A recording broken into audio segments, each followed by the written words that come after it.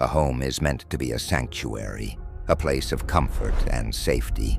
But what happens when that sanctuary is breached? When the walls themselves seem to hold memories not your own, or when unseen eyes watch you from the familiar shadows. Tonight, we unlock the doors to 5 such places, where ordinary lives collide with lingering spirits and chilling legends. From dream homes with dreadful secrets to everyday objects that connect to the other side. Steel your nerves for these unsettling accounts. And if you appreciate a story that makes you check behind the curtains, do us a favor. Tap that like button and be sure to subscribe so you don't miss our next unsettling tale. You know, I've always considered myself a pretty rational person, level-headed, not prone to flights of fancy or jumping at shadows. I like things explainable, logical. So when I first installed that security system around the house, it wasn't because I was expecting, well, anything out of the ordinary. It was more for peace of mind, you know? The occasional package thief, maybe a raccoon getting into the bins, the usual suburban concerns. I'd check the recordings now and then, mostly out of boredom or if I heard a strange noise. It was always nothing, just the wind or a neighbor's cat. Utterly, reliably mundane. That particular night was no different. I was up late, couldn't sleep. Decided to skim through the previous night's recordings from the backyard camera. It pointed out towards the old oak tree at the far end of the lawn. I was fast-forwarding through hours of absolutely nothing. Just the grass swaying, the shadows of clouds drifting when the moon was out. Then I stopped. Something caught my eye, or rather the absence of something, followed by a distortion. It was subtle at first, a faint shimmer in the air, right in the center of the yard, like heat rising off asphalt on a summer day. But it was a cool October night. There was no heat source. The air itself seemed to ripple. I leaned closer to the screen, squinting, and then it formed. I don't know how else to describe it. It wasn't like something walking into frame. It was more like it condensed out of the night air itself. A shape, delicate, translucent, humanoid. It was like seeing a figure through frosted glass, woven from strands of, well, it looked like pure shadow and faint, distorted light. It didn't walk. It drifted, silently, slowly, across the grass. There was no sound, no disturbance of the leaves, nothing to suggest it had any physical weight. It just glided, an eerie, silent ballet in the dead of night. My breath caught in my throat. This had to be a glitch, a trick of the light, some kind of lens flare I'd never seen before. It paused then, almost directly in the center of the camera's view, and its head, if you could call it that, this denser knot of shadow and light, it turned, slowly, deliberately. It turned towards the camera, towards me. I felt a chill crawl up my spine, a feeling so primal it bypassed all my rational thought. It knew it was being watched, and just as suddenly as it had appeared, it began to dissolve. The strands of light and shadow unwove themselves, thinning out, becoming transparent. Within seconds, it was gone, vanished. The yard was empty again. Just the grass, the fence, the indifferent night. An insect buzzed past the lens, oblivious. The timestamp ticked on, 3:18 a.m. I must have replayed that segment a dozen times. Rewind, play, the shimmer, the form, the turn, the dissolution, rewind, play. Each time, I expected it to be different, to be a mistake. A car's headlights from the street, a spiderweb catching the infrared light in a strange way. But no. It was there, consistent, unexplainable. I didn't sleep that night. How could I? My logical world had a crack in it, a crack shaped like that silent, watching figure. I've never shown the footage to anyone. Who would believe me? They'd say I was tired, stressed, that I'd doctored it. Maybe they'd be right. Sometimes I wish they were. But I have the recording. I still check it from time to time. And it's always the same. That silent visitor, materializing from nothing, acknowledging the unseen eye of the camera, and then fading away as if it were never there at all. It never reappeared on any other night, just that once, as if it had a message to deliver or a point to make. The backyard looks the same in the daylight, peaceful, ordinary, but I know what I saw, and the silence out there. It doesn't feel mundane anymore. It feels watchful, as if it's holding its breath, waiting. What was it? Where did it come from? And what did it want? Looking back at me through the unblinking eye of a machine in the dead of night. I suppose I'll never know.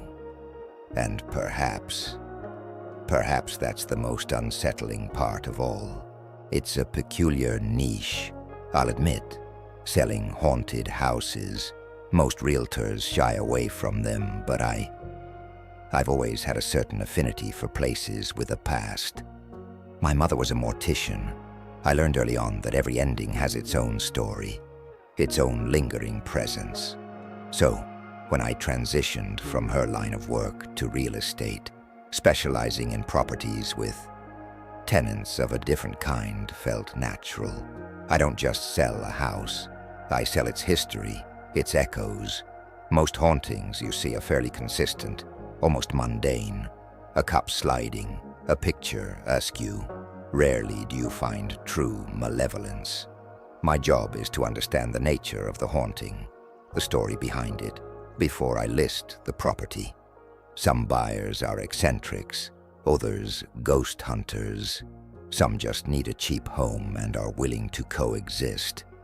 The house on Carter Avenue was one I thought would be a quick, quiet sale. No history of violence, no occult whispers. Just a young couple who'd passed away in their sleep. A carbon monoxide leak.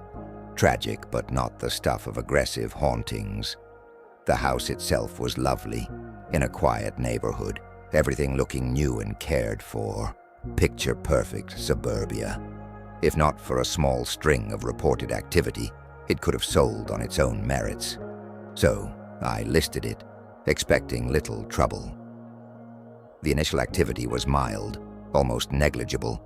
A cup nudged from its outline, a picture frame slightly tilted, barely enough to qualify.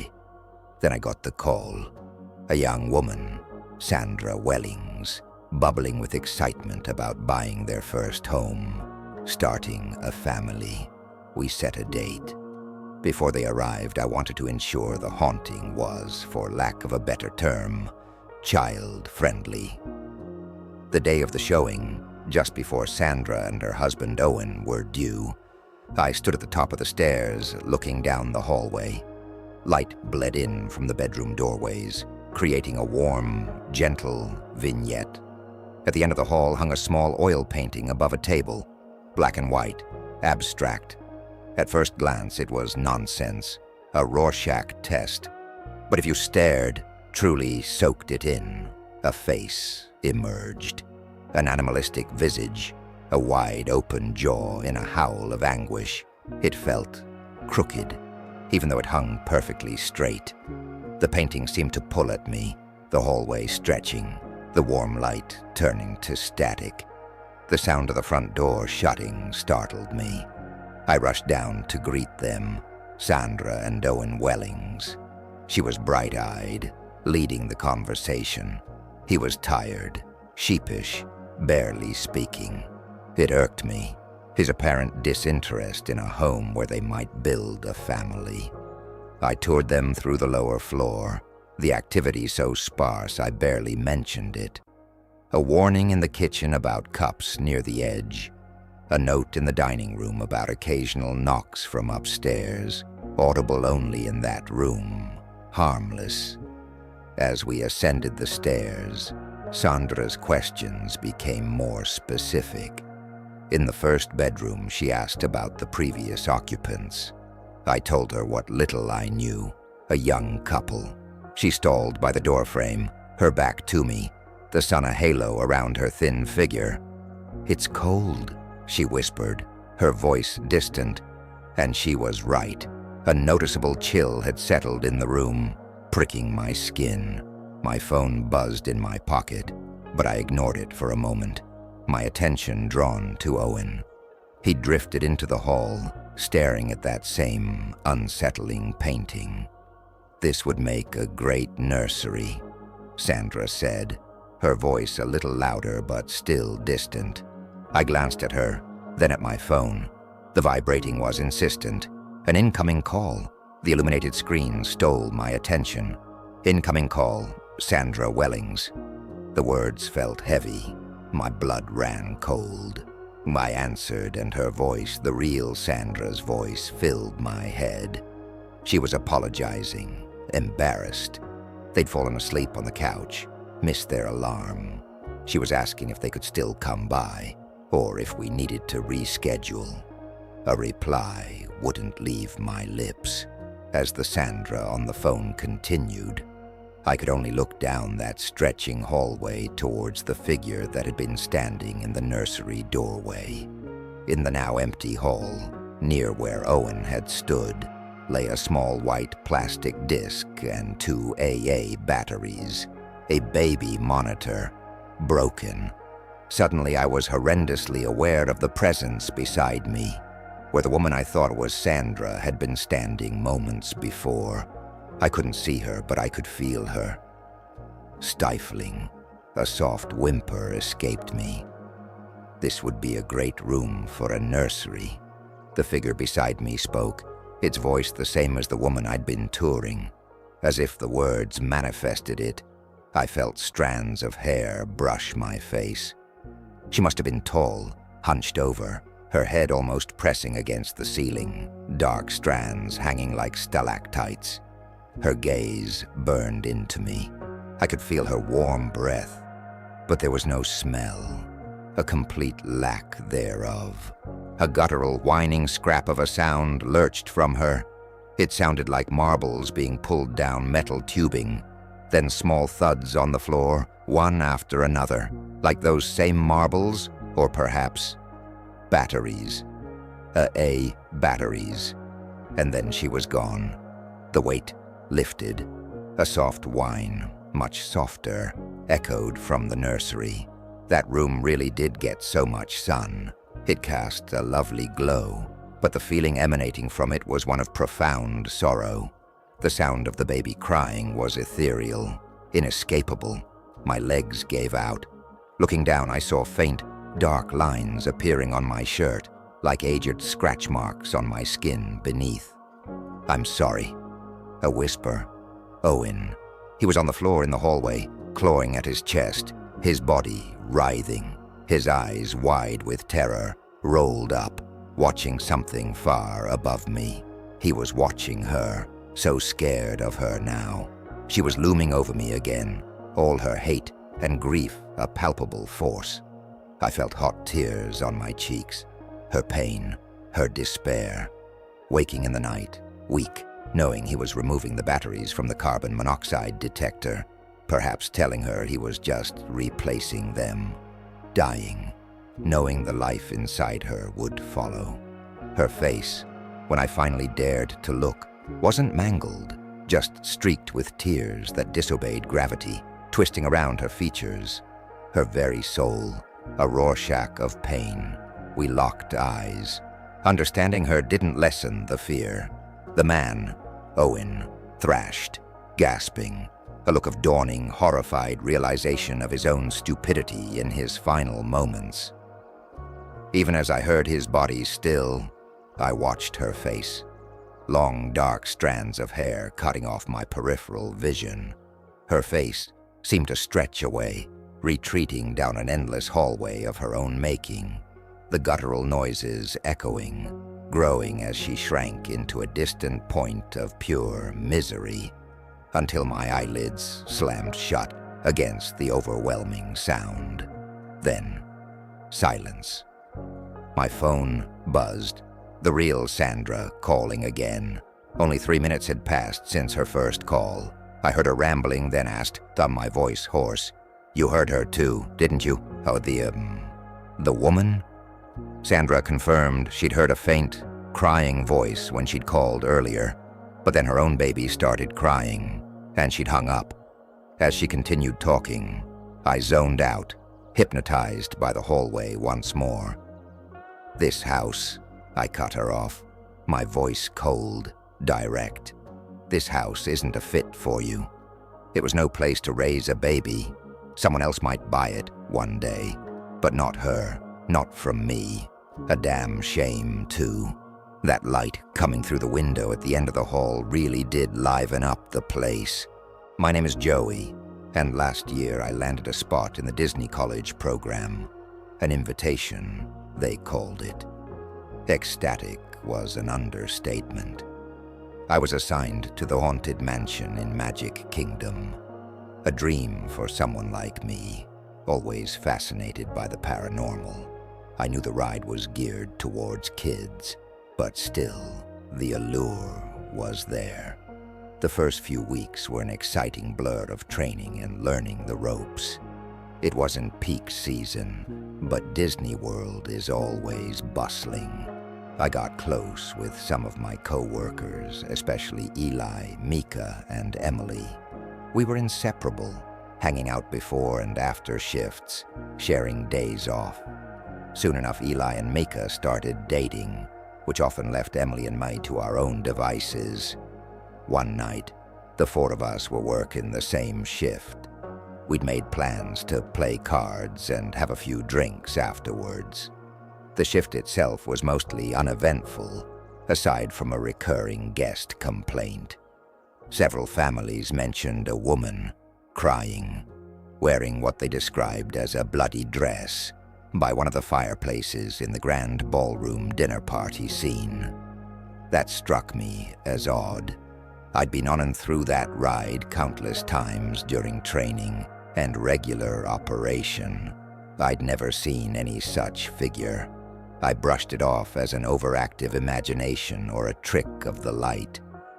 After our shift, feet throbbing from hours on the moving walkway, we gathered back at our shared dorm building. The girls were chatting, while Eli and I, after some friendly sports-related banter, settled down. The cards remained unopened as the conversation, fueled by a few drinks, eventually drifted to the strange guest complaints from earlier. Mika brought it up first. Eli, who'd worked there the longest, suddenly became very serious. His usual laid-back demeanor vanished. "Let's not even get into that," he said, his voice stern. "Just forget it." Mika, taken aback, pressed him. "What? What's the problem?" Eli looked down, shaking his head. "It's just, once you know, you can't go back. I still wish I didn't know." I suggested we leave it, secretly planning to get the story from him later. But Emily, echoed by Mika, insisted. Eli, outnumbered, finally relented. "There's a legend," he began, his voice low. "Have you ever heard talk of the Jesswood family around here?" We'd heard the name, but no specifics. They were a very wealthy family, involved with Disney World back in the early 80s. The daughter's name was Isabel Jesswood. Emily gasped. "Oh, I've definitely heard that name."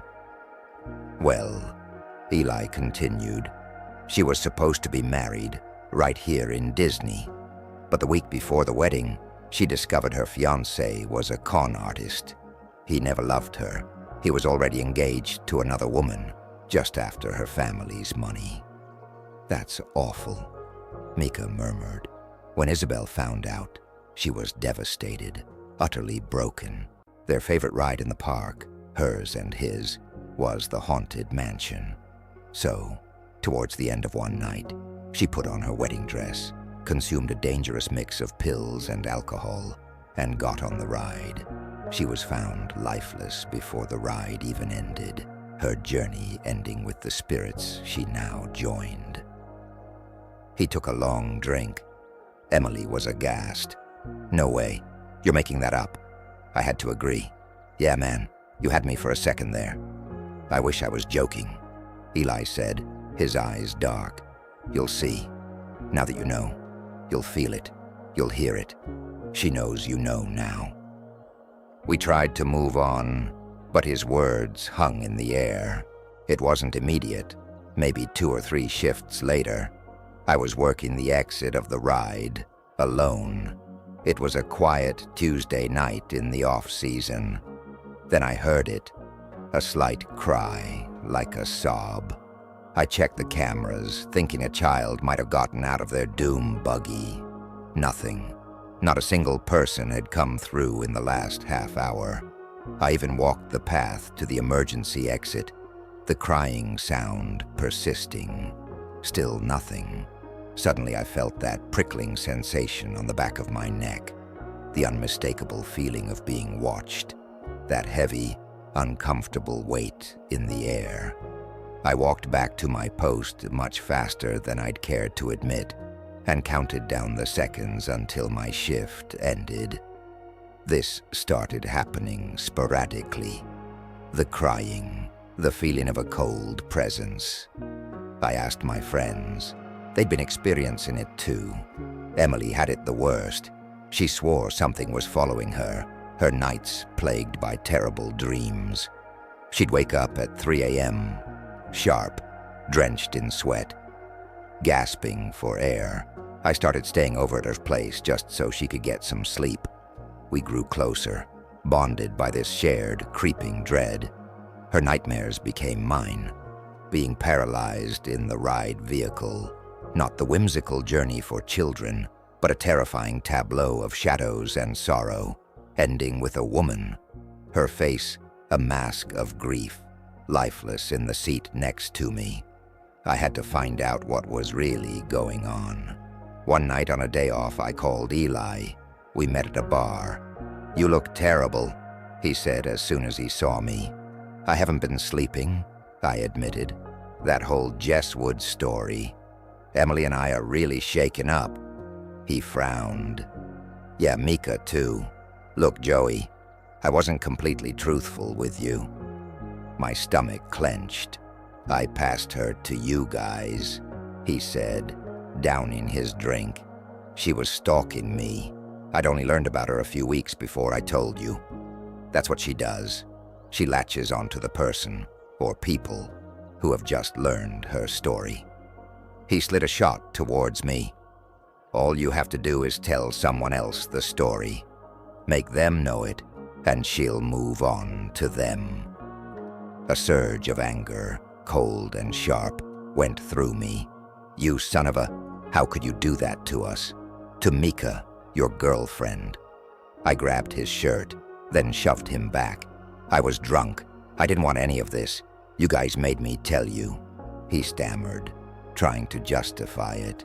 "I'm sorry, Joey, truly. But this is your problem now."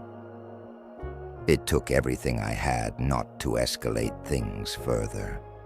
I got up and left. I went straight to Emily and Mika and told them everything Eli had said. They believed me instantly. We knew what we had to do. We needed to tell someone, and fast. So let me ask you, have you ever heard the story of Isabel Jesswood?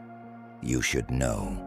It's probably best if you stay away from the haunted mansion. The thought of moving into a haunted house was, admittedly, exciting for me. I didn't exactly believe in the paranormal, but I wasn't a complete skeptic either. I'm in my mid-30s, single, and the white picket fence dream wasn't exactly materializing. So I figured, house first, partner later. It wasn't a big place, 1,200 square feet, shotgun style, tiny backyard. The previous owners had intended to flip it, but stopped midway through renovations, apparently due to the ghosts. The outside was lovely. New siding, cheerful yellow door. Inside, it was half done. The kitchen was straight out of the 70s, but the one bathroom and master bedroom were nicely redone.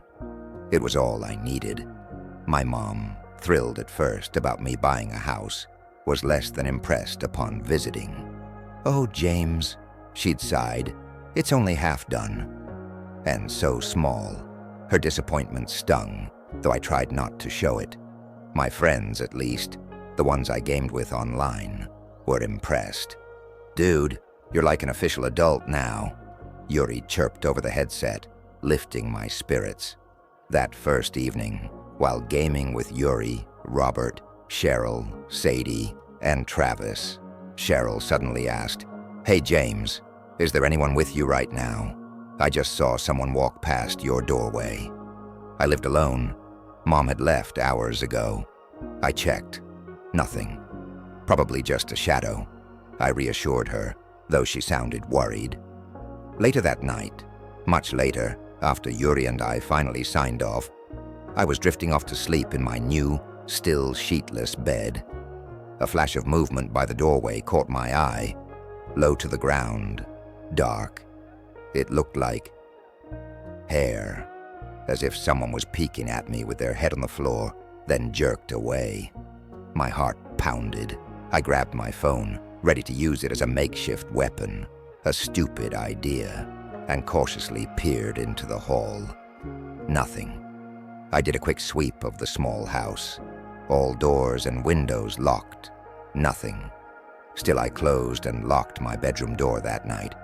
Better safe than sorry, even from imaginary things. A few days later, exploring the neighborhood, I met Deborah, an elderly woman sitting in her front yard. She waved me over. "You just moved into that green house, didn't you?" she asked. "Used to be white." Before I could politely excuse myself, she continued, "You be careful in that house. A lady was murdered in it, back in the 70s.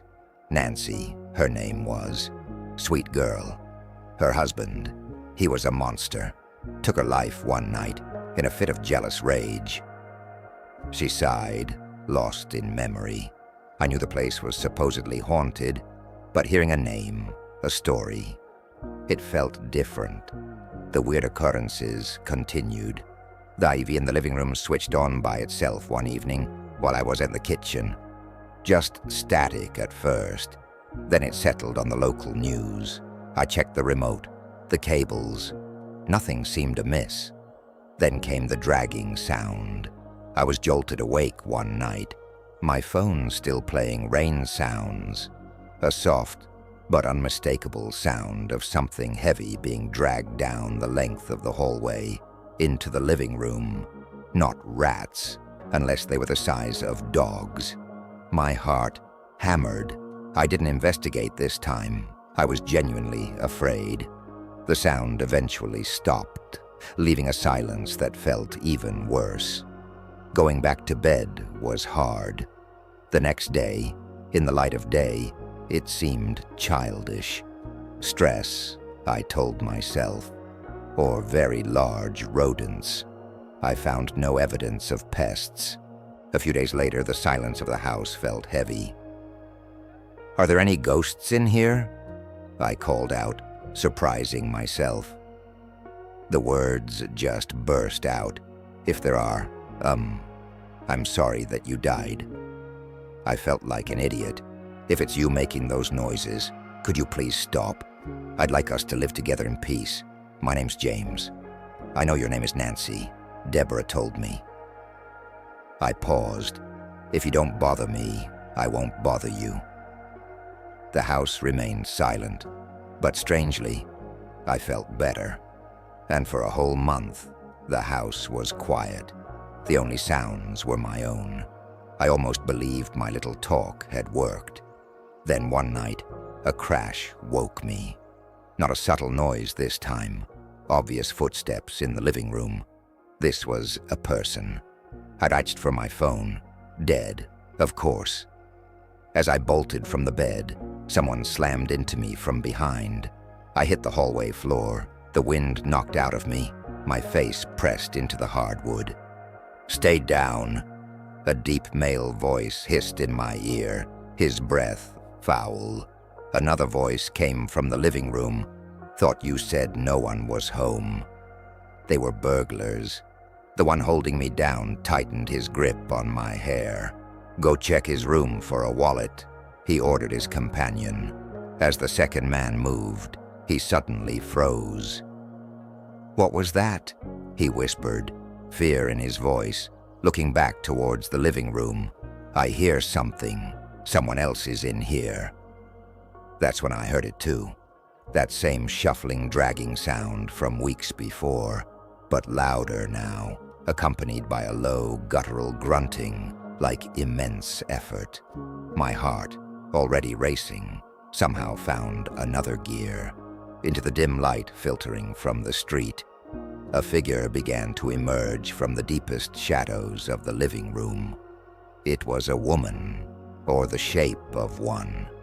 Her form was indistinct, shimmering, her old-fashioned dress appearing caked in something dark, almost black, that seemed to absorb the light.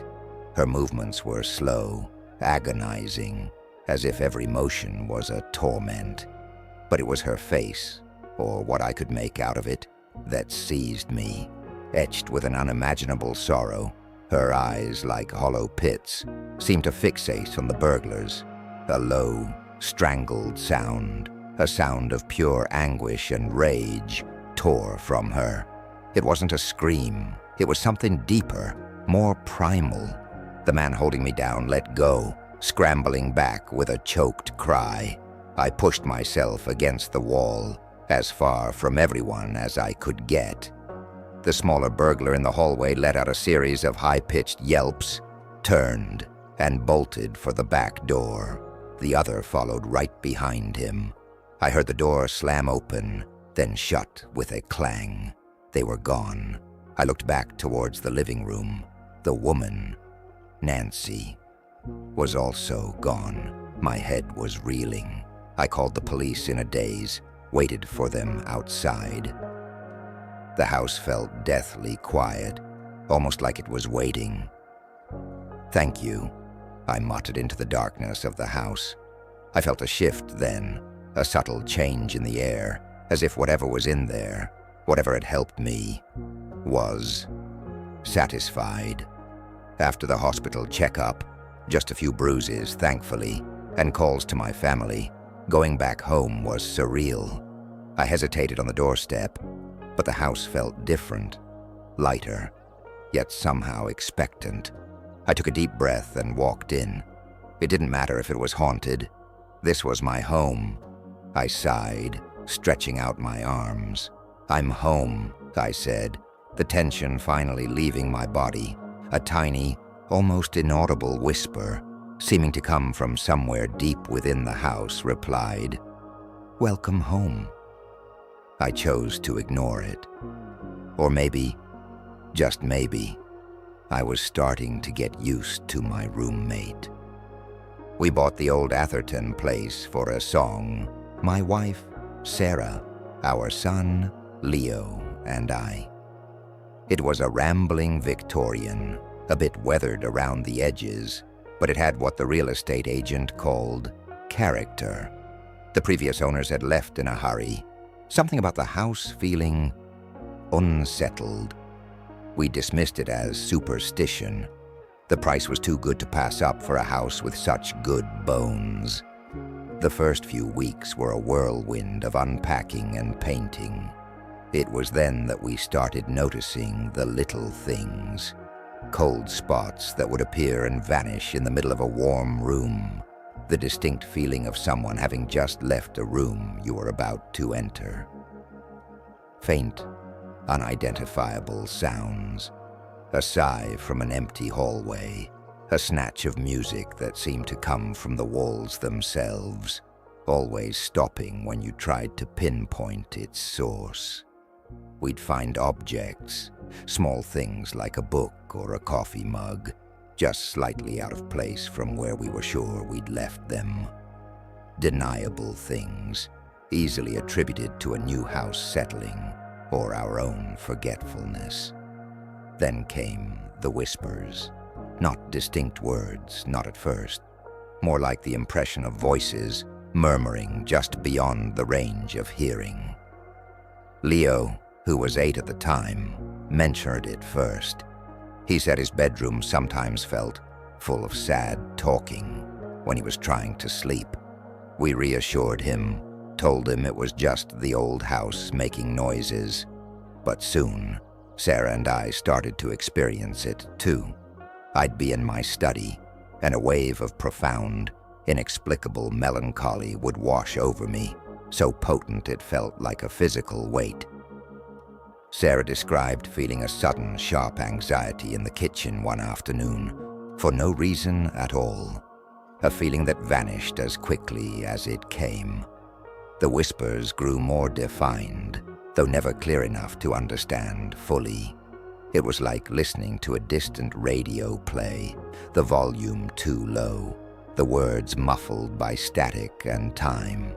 Sometimes, in the dead of night, we'd hear what sounded like faint, hurried footsteps on the floor above, even when we were all downstairs, or the distinct, heartbreaking sound of someone quietly weeping, seeming to emanate from the old nursery at the end of the hall, a room we'd decided to use for storage. We tried to rationalize it. Old pipes, the wind, the house's old timbers creaking and groaning. But the feeling that accompanied these sounds, these sudden emotional tides, was too specific, too intrusive. It wasn't like the house was haunted by a presence that interacted with us. It was more like the house itself was remembering, reliving moments from its long past. And we were unfortunate enough to be caught in the echoes. The grand living room, with its tall windows overlooking the overgrown garden, often felt saturated with a deep, lingering sorrow, especially at dusk. The main hallway sometimes held a palpable tension, as if a heated argument had just taken place. We learned to tread carefully, bracing ourselves for these emotional shifts. Sleep became difficult. The nights were filled with the house's mournful sighs, and the ghost of conversations long ended. We did a little research into the Atherton Place's history. It had seen its share of life, of course, over a century and a half. Families had been raised there, fortunes made and lost. There were periods of joy, we found, but also long stretches of hardship, illness, and quiet grief recorded in local archives. Nothing overtly sinister, no dark tragedies that screamed haunting, just the accumulated weight of ordinary lives, ordinary heartbreaks, ordinary struggles. But it seemed the house had absorbed it all, every joy, every sorrow, and was now replaying them on an endless loop. Living there felt like walking through someone else's memories, an uninvited guest, at an intimate, often sorrowful play. The house wasn't malevolent. It didn't wish us harm. But its constant, sorrowful reminiscence was draining. It was impossible to feel entirely at peace, to make the space truly our own, when it was so thoroughly saturated with the emotional residue of those who had come before. We don't live in the Atherton Place anymore. We stayed for just under a year. The decision to leave was a quiet one, born of a shared, unspoken weariness. The house of echoing whispers wasn't a place we could call home. As we packed our things, the faint murmurs seemed to follow us from room to room, a sad, unintelligible farewell. Sometimes I drive by the old Victorian. It usually sits empty for long stretches. I wonder if new occupants ever hear the whispers, if they feel the sudden, inexplicable waves of emotion that defined our time there. I wonder if they, too, come to realize that some houses don't just hold memories. They are the memories, endlessly replaying the stories of the lives lived within their walls, waiting for someone to listen.